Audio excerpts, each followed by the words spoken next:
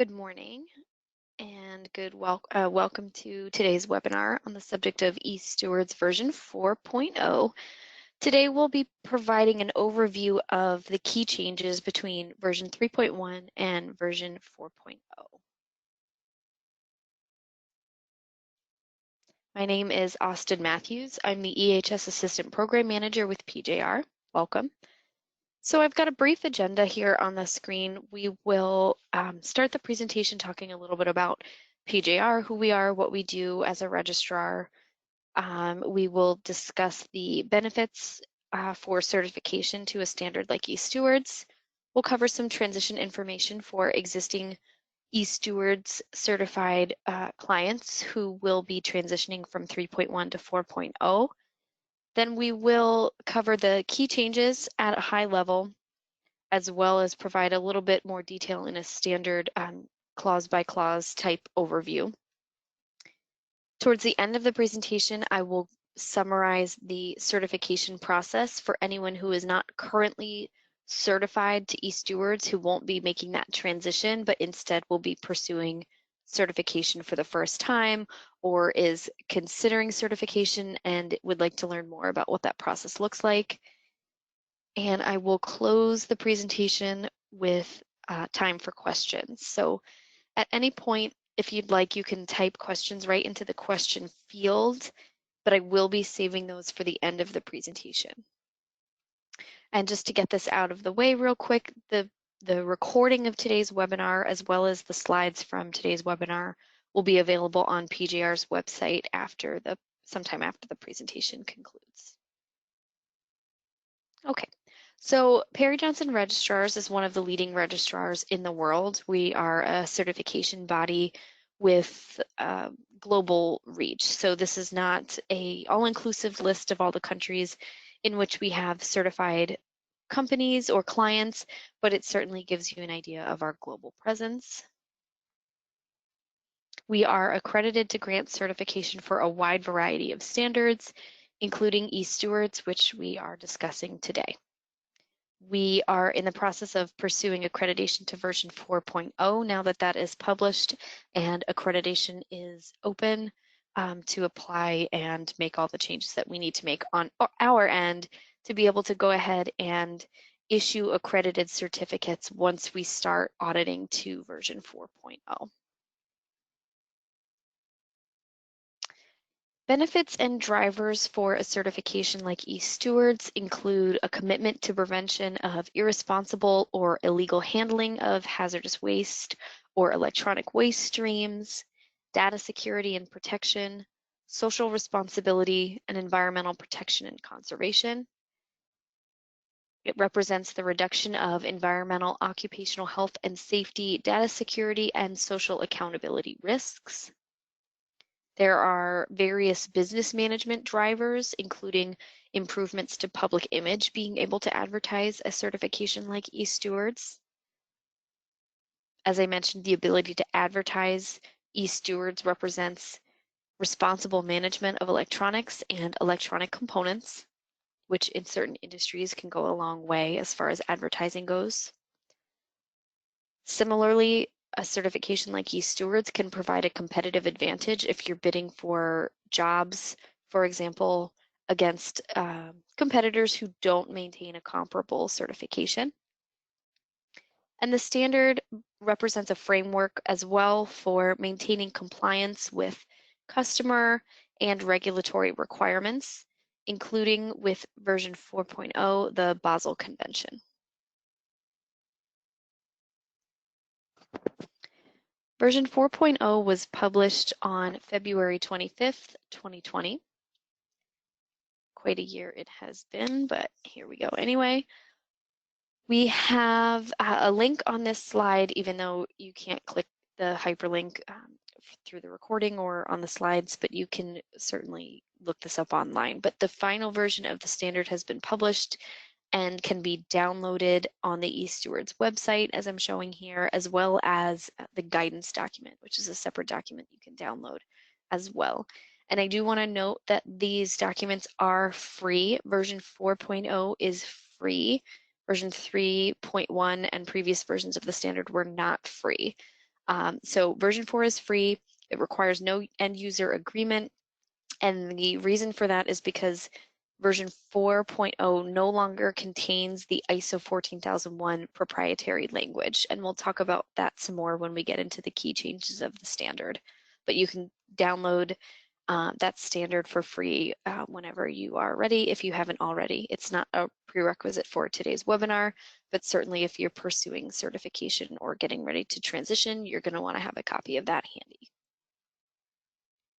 Okay, so we'll talk a little bit about transition. Like I said, for clients who are already certified to version 3.1, you will be required to transition to 4.0 at some point. So the overall deadline for everyone who is currently certified to 3.1 to transition is August 24th, 2021. Any version 3.1 certificates that are still active by that deadline will be withdrawn and they will be invalid. So if you haven't been certified by then or transitioned by then, you will not be certified to e-Stewards. All audits scheduled to begin on or after January 1st of 2021 must be conducted to version 4.0. So that's really important, and this is a change from the original transition plan that e-Stewards published related to COVID and everything that's going on right now, whether or not that was really an achievable target for August of this year. So since it is already late August, I would say no.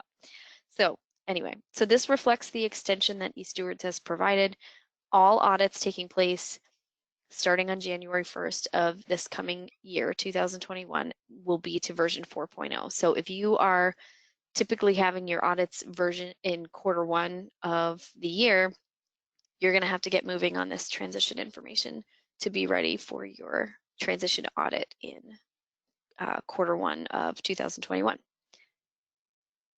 If you have your transition audit and there are findings related to your readiness to transition to version 4.0, you can still stay certified to version 3.1 in the interim while you work through those findings, those corrective actions to get into conformance with version 4.0, as long as you can demonstrate that conformance has been achieved by August 24th, 2021. Because again, if you are still certified to 3.1 by that deadline, your certificate will be withdrawn. So PGR has issued a transition plan based on the e-Stewards transition plan information, and it can be found on our website. We recommend, even if you typically transition later, that you have your audits take place later in the year, you transition by June 1st of 2021 to make sure that we can close all those any findings that might result from your audit and resolve the entire package through our internal review processes to be able to issue that version 4.0 certificate before the August 24th deadline so that you don't have a lapse in certification, meaning there's not a period of time where you are not certified because we hit that expiration date or that deadline before your package could be resolved, your findings closed, and that certificate issued. So we have to satisfy all those requirements before we can issue the certificate. And you need to keep that in mind when you're scheduling your 2021 audit or when you are, planning when you'll transition. So what that means for clients who are having their 2020 audit in Q4, you could transition if you're ready. If you have another audit to version 3.1 in 2020 and you're normally, Q3 or Q4, your 2021 audit will need to be earlier than usual to account for that deadline to avoid a lapse in certification. So just keep that information in mind as you are planning your upcoming audits and when you plan to transition. And your scheduler is a great resource too. If you're already one of our clients, you have a scheduler assigned to you who can help you schedule that transition audit or talk through your options, when you're due, when you would be due next year, things like that. We have confirmed that transition audits can occur either during a surveillance or a recertification audit based on your preference. So wherever you fall in your audit cycle, you can have it during your regular audit. If you want to change it to a recertification audit, even if you're not due, that is an option as well. It just kind of is, again, up to your preference. And we will be ready as a registrar to conduct these audits by Q4 of this year. So as I mentioned, if you have your audit at the end of this year and you would like to go ahead and transition instead of having next year's audit be earlier than usual, we will be prepared to accommodate that.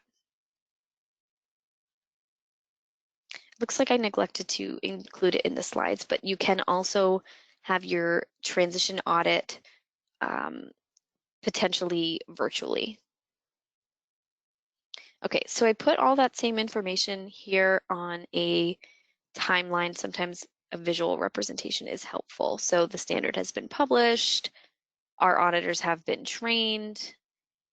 The deadline to begin audits, or in other words, we can't conduct version 3.1 audits after January 1st of 2021. PJR has set an internal deadline in order to guarantee no lapse in certification for your audit to be conducted by June 1st of 2021. And the deadline to transition is August 24th, 2021, at which time any remaining version 3.1 certificates will be withdrawn. Looking further out, we'll talk about this later, but e-Stewards version 4.0 requires all certified organizations to achieve NAID AAA data security certification as well, no later than July 1st of 2022. Okay, and again, these slides will be available for reference if you need to circle back around to what those deadlines look like. And again, you can access the transition plan on PJR's website as well. So at a high level, we'll cover the key changes between version 3.1 and version 4.0. The standard is shorter due to the removal of the ISO 14001 verbiage, and it is available for download for free. So I did mention those things earlier. It's supposed to be easier to understand. Version 4.0 is supposed to be less prescriptive and more flexible overall, but it does retain rigor in their primary areas of focus: controls for human health, exports, and security of data, for example. Version 4.0 incorporates the new Basel Convention trade rules and recent amendments. And since the 14001 verbiage has been removed, but the 14001 base is still a requirement, you need to have a separate ISO 14001 certification. So this looks a little bit different in terms of getting 2 certificates instead of 1. We used to be able to combine the 14 and e-Stewards onto 1. Now you'll have 2 separate certificates. The audits can be conducted at the same time, assuming your system is integrated. There may be some time discounts for integration, but even if they're not integrated, we could still try and schedule the audits together if that would be your preference. But I do want to point out 2 things. So Appendix C in e-Stewards version 4.0 specifies the audit time calculations to be utilized by certification bodies like PJR. And what that means is that table and those audit time calculation directions dictate the audit time. So it's important to understand that time should be the same across all certification bodies. It's not something that we as a registrar decide on our own, how long an audit should be. Because of the changes to remove ISO 14001 and require a separate certification, and the changes in Appendix C, clients can expect an overall increase in audit time for when you're having your e-Stewards and your ISO 14001. I mentioned earlier, version 4.0 requires NAID AAA certification by July 1st of 2022, and there are reduced fees that e-Stewards has negotiated for e-Stewards certified organizations, since NAID has their own set of fees or their own fee structure. So when you're ready to move forward with that, make sure you're taking advantage of the reduced fees that e-Stewards has provided. Version 4.0 also has a guidance document, which is new to e-Stewards. So this houses examples, how-tos, things like that, to make the standard easier to implement or clarify some things for clients to understand some of the requirements in e-Stewards. There are an increased number of definitions in version 4.0. We see some new terms such as MOCs, which is materials of concern, tolling operations, precautionary principle, QSCs, qualified smaller components, things like that. We also see some changes to definitions, such as the acronym HEW replacing HEE, which is a subset of MOCs. So we'll see some of those definitions on a later slide, but they're certainly all in the standard for you to review once you've downloaded that. Version 4.0 includes extended producer requirements, relaxed inventory requirements for QSCs. We see that acronym again. So it allows you, for items that fall into that category, to put them in lots instead of having a unique identifier for each individual unit.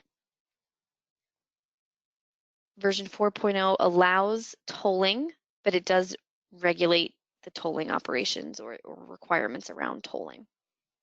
And noise monitoring has been added as well. In some cases, annual sampling is reduced. Outdated battery testing has been made more flexible in version 4.0.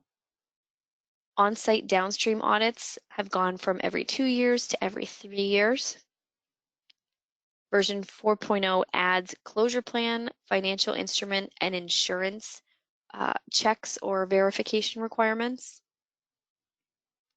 And the appendices at the end of the standard reflect various subjects, including standard implementation, rules for organizations like client organizations, rules for certification bodies such as PJR, and data security requirements. So those are the 4 appendices in version 4.0.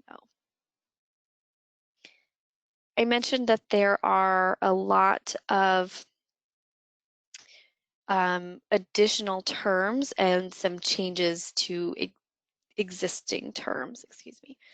Also, the ISO 14001 terms and definitions have been removed. Excuse me. Those can be found in the ISO 14001 standard itself.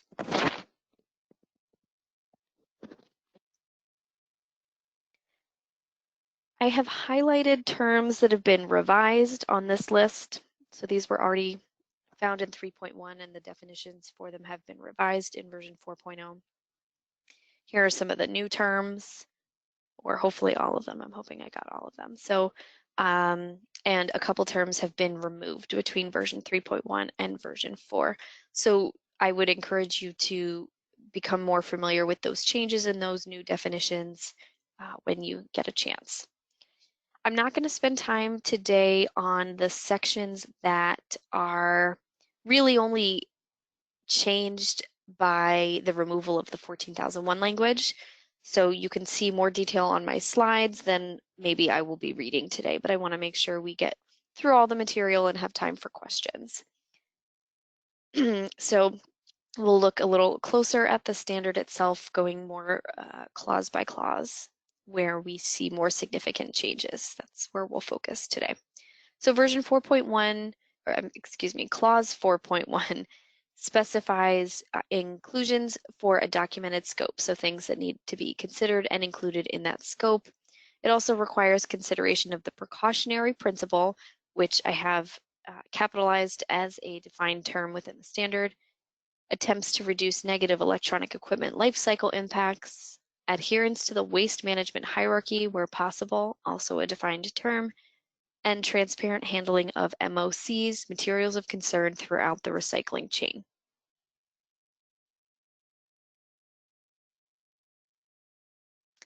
.5.2, the key change here would be Again, some specific items or topics to be included in the documented policy, including protection from harassment and discrimination, restrictions around MOC transboundary movements and disposal, and restrictions regarding prison operations, just to name a few. 5.3 is shorter regarding organizational roles, responsibilities, and authority, and it also requires establishment of teams for implementing and improving the stewardship management system, including a safety team, which is to include representation from all levels of the organization. 6.1 requires you to plan and document tasks for addressing and monitoring risks and opportunities.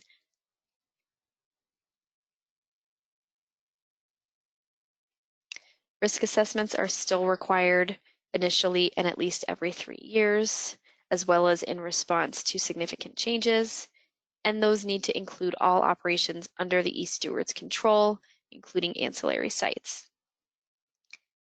Items to be included or serve as inputs to the risk assessment are specified in 6.1.1, and that now includes potentially hazardous processing techniques utilized for electronic equipment processing and other hazardous substances if they are present.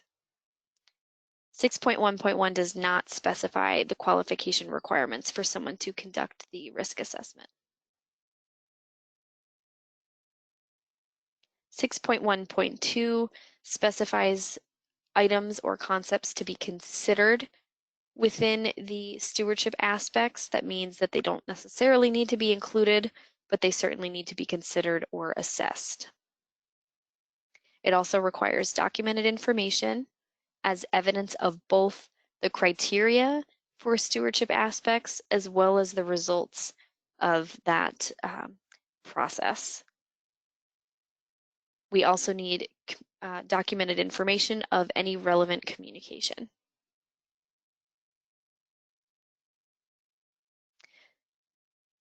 Let's see, under 6.1.3.1, MOCs are to be treated as hazardous waste. So this is a new term, again, to become familiarized with. e-Stewards organizations must adhere to the Basel Convention's Article 4A Basel ban, even if their country has not ratified it. So that's going to be pretty important. 6.1.3.2 includes documented information requirements for organizations participating in the extended producer responsibility programs that are to be made available upon request. So you'll want to check out the definition for this term to see if it applies to you. This is a new section in version 4.0. 6.1.4 is also new to the body of the standard itself, covering performance verifications. So the requirements for performance verifications are not new, but they were in a different part of the document, maybe the appendix or something along those lines. So now this is in the body of the standard. It requires a documented plan for unannounced performance verification program inspections conducted by e-Stewards with specified inputs or items to be included in that documented plan. So they're telling you everything that needs to be in there. Definitely take a look at that list. 6.1.4.1 covers the reporting requirements to the e-Stewards database. Further detail can be found in Appendix A. And this requires an initial report prior to certification, documenting the period between contracting with a certification body and passing the Stage 1 audit, which should be at least 3 months, and then again by January 31st of each subsequent year, which reports on the previous year.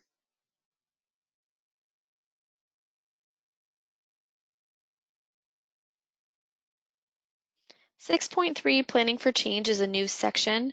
It relates to planning and implementing appropriate actions regarding significant change, which is a term that is defined, to the stewardship management system. including considering requirements for training, communication, monitoring, and documentation. So similar to the concept of management of change. 6.4 covers contingency planning, and it specifies information that needs to be documented and included as contingency planning evidence, such as names and contact information for the third party holding the organization's financial instrument, as well as the third parties with authority to access the site closure funds.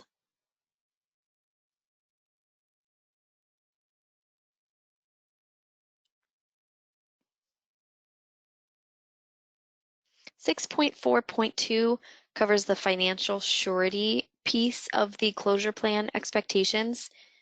The option for a corporate parent to hold the financial instrument has been removed. That will no longer be acceptable. It also provides an exemption from the financial instrument requirement if the e-Steward organization's cleanup closure costs total less than 5,000 US dollars. And as always, we will, as auditors, be looking for evidence of how the organization arrived at that closure cost estimate.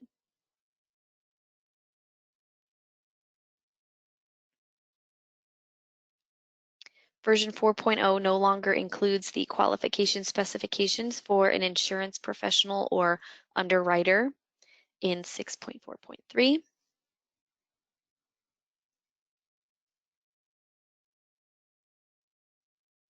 And again, I'm just skipping these sections with no significant changes. 7.4.2 focuses on internal communication, and this specifies, again, in line with what we talked about earlier, policies for protection against discrimination and harassment.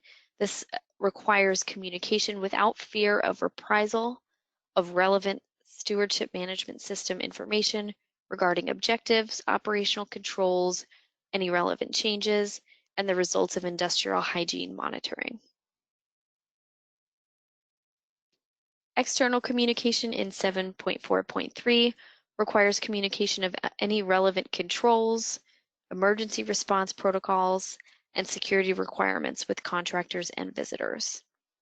It also specifies information that's to be confidentially communicated to upstream customers, as well as the e-Stewards program administrator. So there's, again, a whole list in the standard. You want to make sure that you are covering all of those requirements.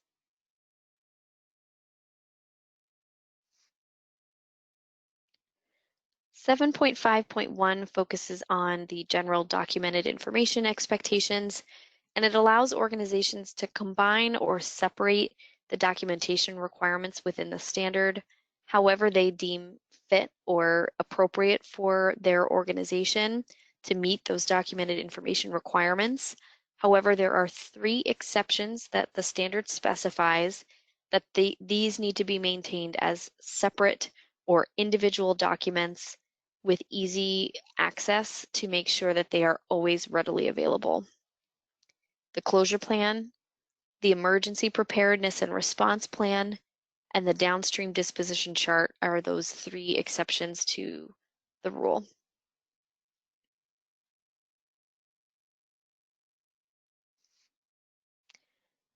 Seven point 5.3, control of documented information requires at least 5 years maintenance of standard required records.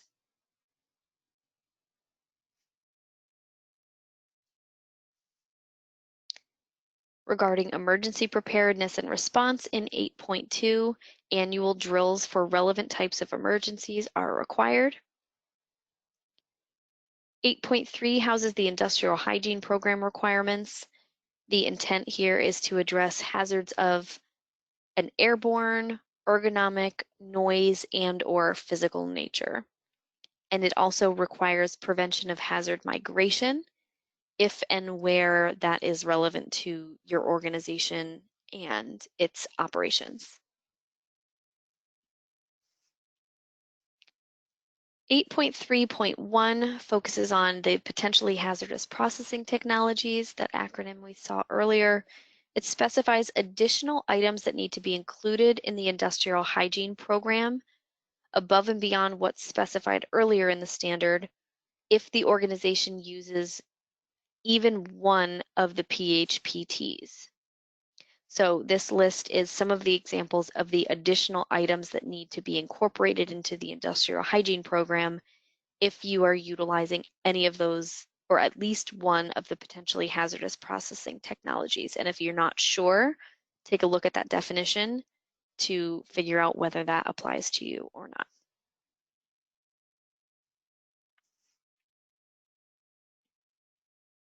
8.4.1 specifies certain topics or information that are to be determined and planned by the organization relating to planning for the management of electronic equipment with adequate documented information required as evidence of both the determination process and the implementation of those requirements or those plans. 8.4.2 covers processing controls and restrictions.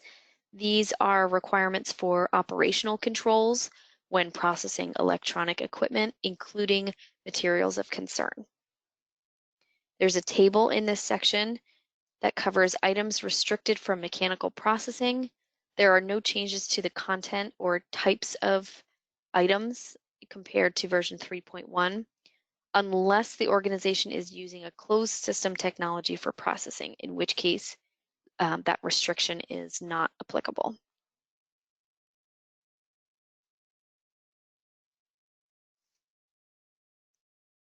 8.4.3 houses requirements for packaging, storage, and transportation controls for any electronic equipment under the organization's control. And this is to include not storing materials of concern for more than 1 year after receipt, except in extenuating circumstances, the addition of adequate vehicle and driver safety records to transporter and carrier criteria, implementing stacking limits of no more than 2 Gaylords or super sacks. Those are just a couple examples of what is included in those control requirements. Clause 8.4.4 represents a new section focusing on tolling operations. This is where you find the requirements regulating tolling processes, including communication expectations, contract stipulations, annulment of tolling contracts if violations are identified, etc. So again, taking a look at that tolling definition, if this applies to you, you're going to want to familiarize yourself with 8.4.4 and know that as auditors, again, we're going to be looking for enough documented information to provide evidence of planning and implementing these requirements. In clause 8.4.5, we see that prison operations are not permitted by version 4.0 unless the organization has obtained written approval from the e-Stewards program administrator and meets specified criteria within the standard. 8.5, reuse refurbishment of electronic equipment, prohibits the sale, transfer, or donation of non-sanitized electronic equipment unless to a NAID AAA certified IDP. Exceptions to this requirement would be tolling operations or where non-sanitized electronic equipment is sent back to the original owner. Refurbishment and or repair can only be outsourced to immediate downstream processors, except for ink or toner remanufacturing, which can go 1 tier further, 1 tier beyond the IDP, so 2 tiers from the certified organization instead of 1 for the other items. Electronic equipment destined for direct reuse must be found fully functional, except for shipments to the IDP to that first tier for refurbishment and repair that we talked about in the prior bullet point.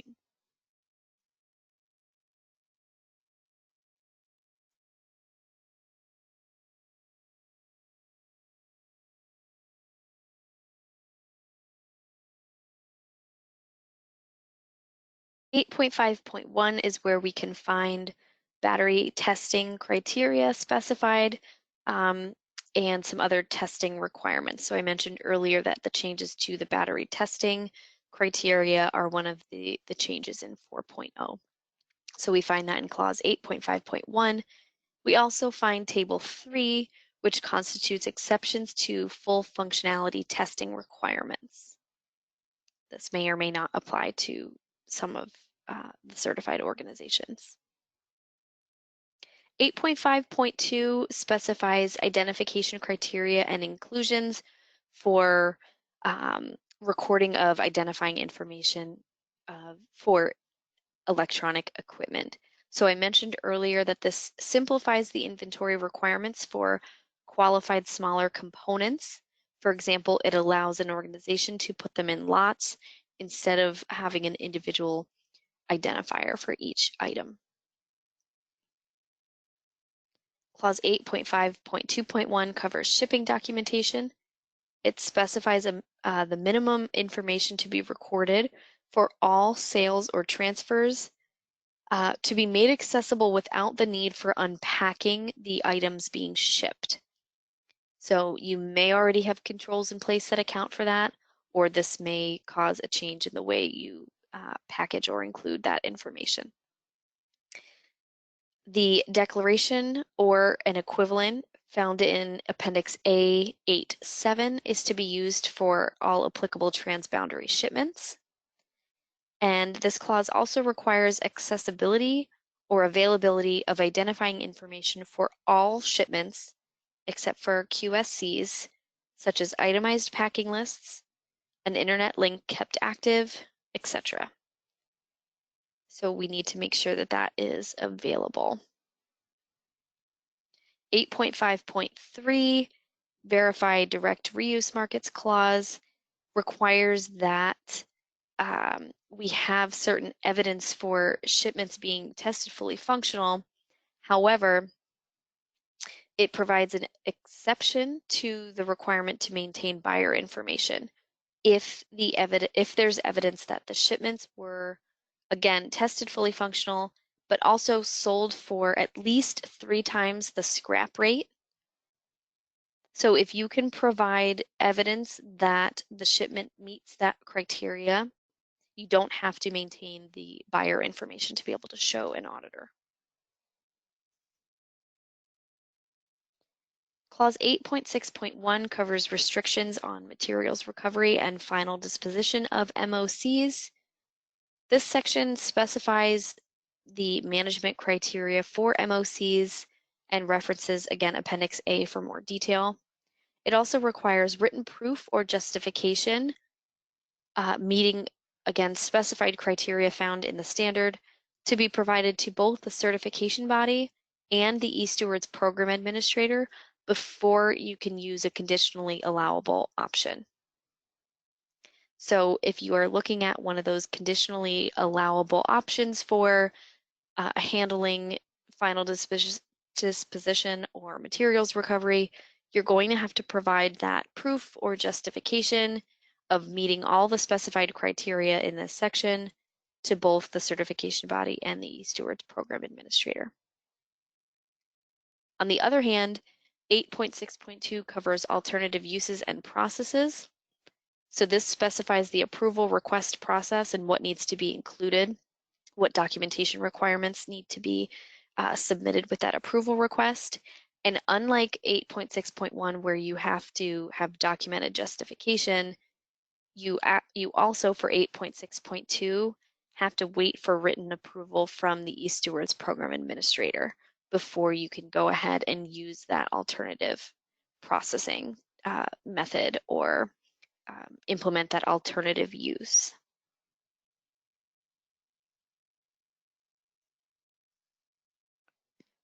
8.7 specifies that whole electronic equipment is to be treated as hazardous electronic waste unless the shipment provides documented evidence proving otherwise.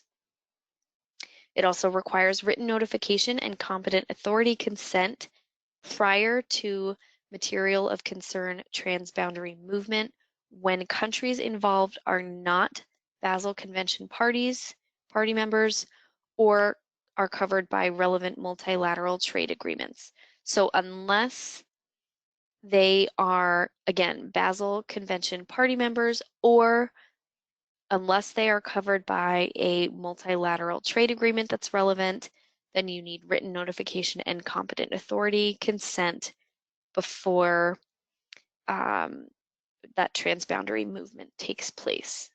And with transboundary movements, we're not just looking at the country destination, but any countries through which the material will move on its way to its destination.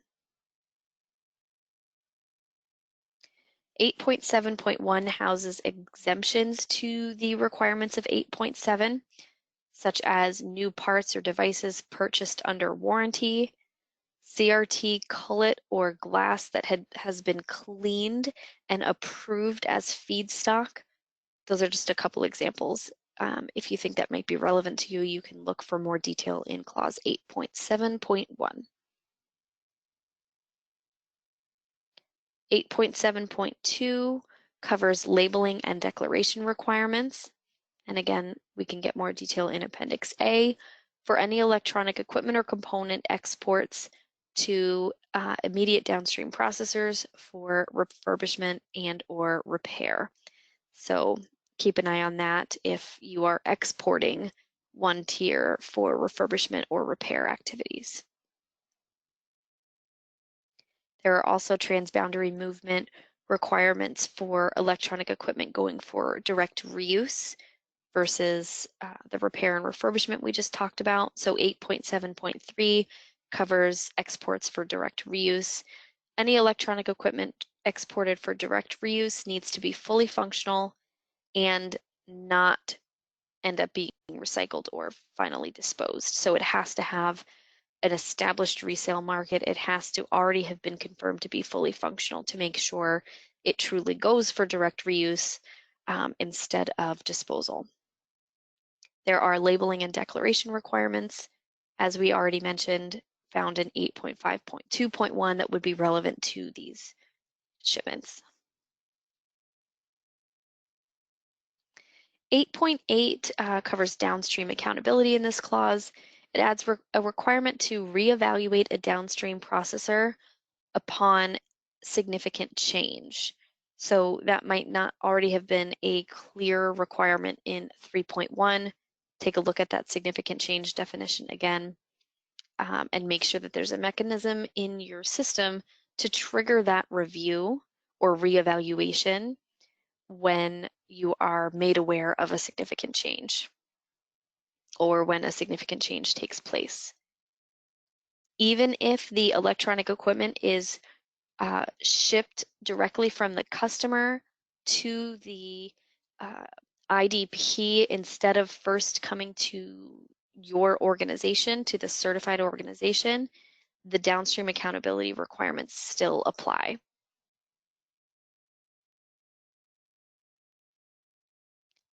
No significant changes to the requirements for the downstream disposition chart, except it is worth noting that an organization cannot utilize any downstream processor within their recycling chain that has lost their e-Stewards certificate in response to a critical nonconformity until the certificate is reinstated.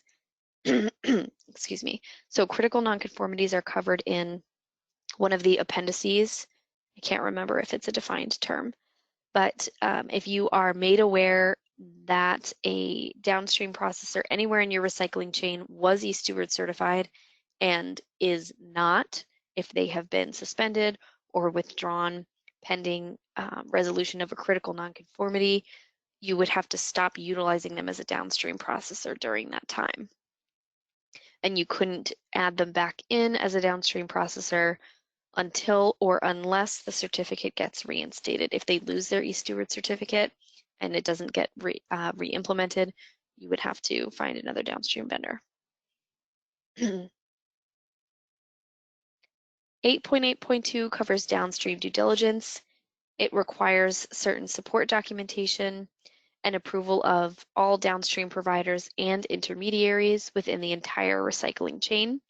And the subclauses in 8.8.2 specify what that documentation requirements and approval look like?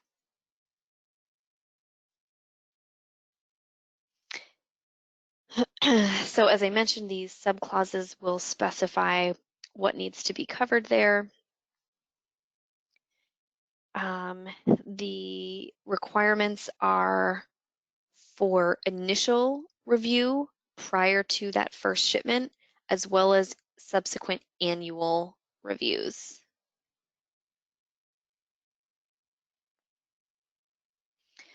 There are additional requirements when the downstream processor is not certified to e-Stewards.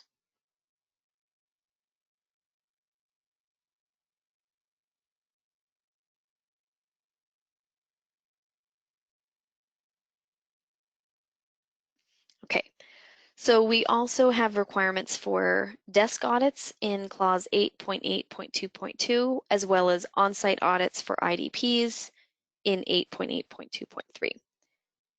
So we already talked about the frequency of those requirements, the exception being final disposal facilities across the board. We don't have to have a desktop audit, and we don't have to have the on-site audit for final disposal facilities. For on-site audits of IDPs, it's also not required if the IDP is e-Stewards certified or if they are an end processor, assuming that they are licensed, permitted, and located in an OECD country.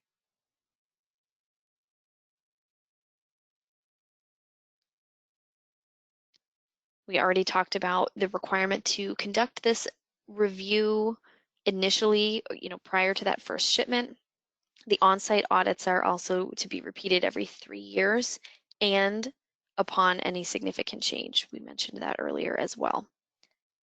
And this section now includes review of closure plans and financial surety for the IDP and their recycling chain. That wasn't included in version 3.1.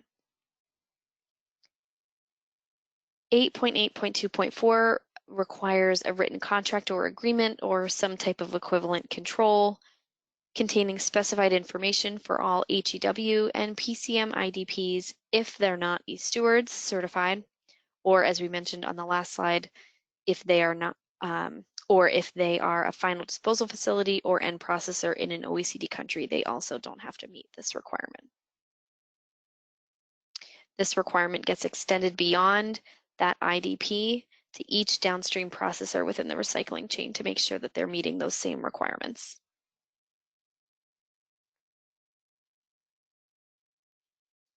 Clause 8.8.2.6 covers records of transfer. It specifies shipping record retention requirements, as well as requiring annual sampling of shipments between each IDP and the next non-e-Steward certified downstream processor. Requirements for data security are found in 8.9 as well as Appendix D. This is only relevant until the organization obtains NAID AAA certification. Once that certification has been obtained, Appendix D won't be applicable anymore. The certification will satisfy the data security requirements.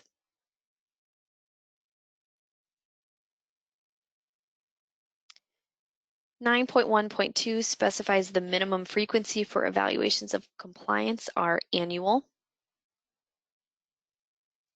9.1.4 requires corrective action if the material balance accounting has a final discrepancy higher than 5%.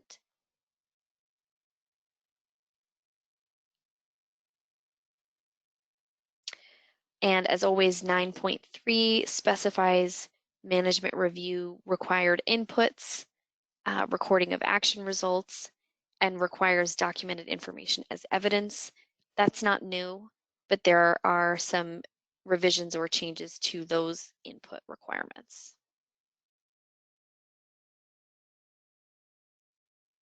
Okay, so those are the significant changes in the body of the standard. We'll take a quick look at the appendices before moving on. So I mentioned there are 4, A through D. Appendix A houses additional details and criteria referenced throughout the standard for various topics. Appendix B includes administrative criteria for the e-Steward organization.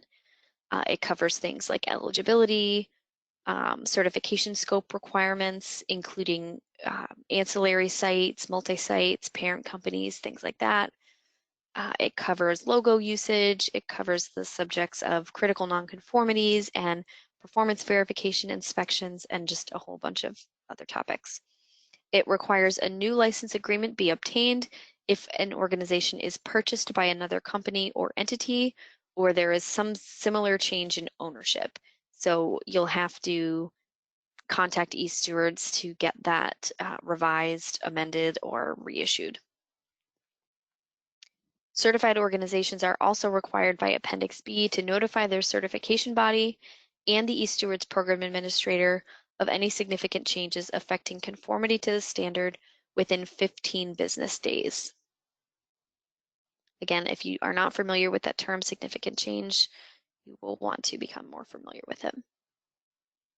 Appendix C covers administrative criteria for certification bodies and accreditation bodies. So this would not be applicable to the organizations, but there's some helpful information. I mentioned about the audit time calculations. That's where this can be found. And again, a reminder that the ISO 14001 certification is separate and required. Appendix D covers the data security requirements. I mentioned earlier that will be subsequently satisfied by the NAID AAA certification.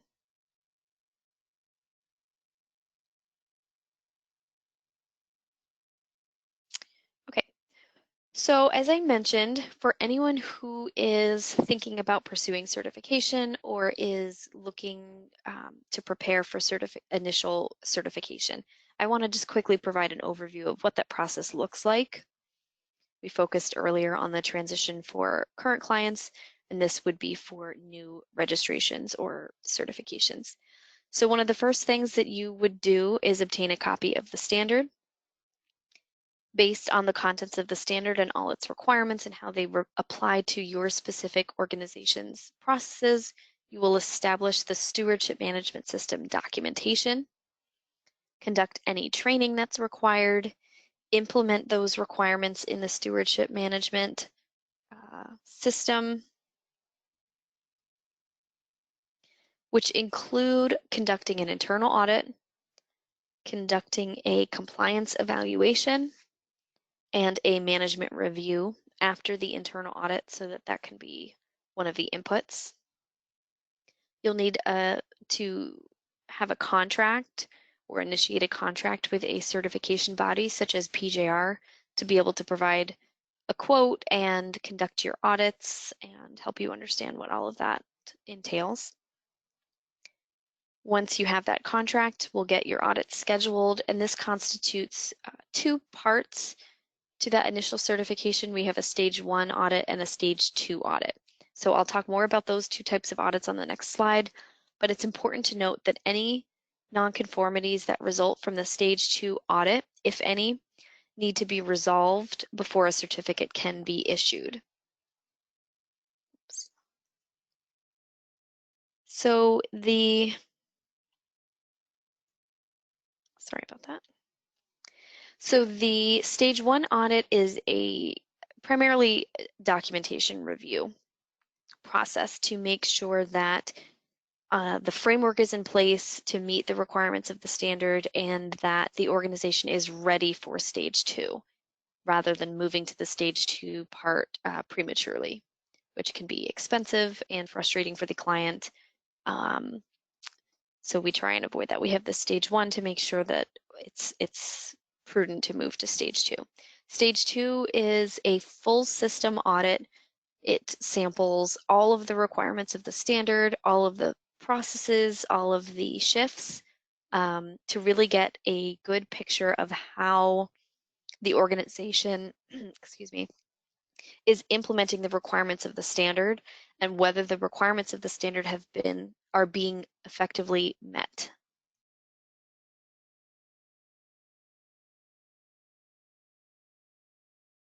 As I mentioned, Any nonconformities issued at stage 2 need to be resolved before a certificate can be issued. Once issued, the certificate is good for 3 years, and that three-year surveillance cycle begins. So the 2 subsequent years include surveillance audits, which could be annual or semi-annual based on your contract, and those constitute partial system audits. About half of the processes will be sampled, and the other half at the second year of surveillance to make sure everything is covered over the course of those 2 years.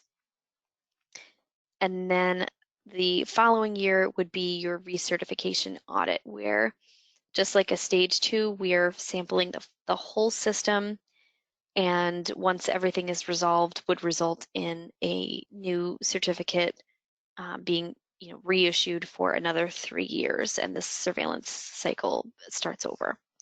So it's very similar to a stage 2. The only reason you would have to backtrack and recomplete a stage 1 or stage 2 is if for some reason your certificate is withdrawn.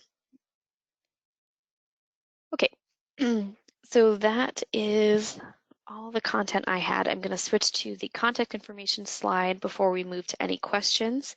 So again, my name is Austin Matthews. I'm the EHS Assistant Program Manager with PJR. I can be contacted for technical questions by email or by calling the main PJR line. Our EHS Program Manager, Stacy, is also available by email or phone with questions that you might have. And the e-Stewards program can also be contacted for, again, technical questions related to the standard verbiage or the intent behind those requirements. They can be a great resource as well. Our sales department is available by phone if you are looking to initiate the quote process, excuse me, as a new potential client. I have that information here as well. So if you have any questions, if you haven't already, go ahead and type them in, and I will check and see if we have any so far.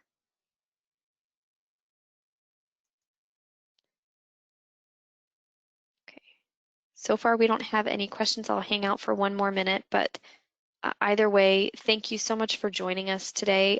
If you are getting ready for that transition, I wish you luck. We offer these webinars about every month or so, and I try and keep the contents updated on the off chance that anything changes.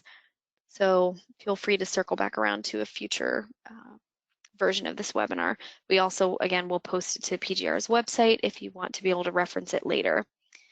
If you haven't already, I encourage you to reach out to your scheduler to start thinking about when you will transition to version 4.0 to make sure that you get the ball rolling there. And remember that all audits after January 1st of 2021 will need to be conducted to version 4.0. We don't have any questions today, so again, thank you for joining me. Good luck with your transition, and I hope you have a great day.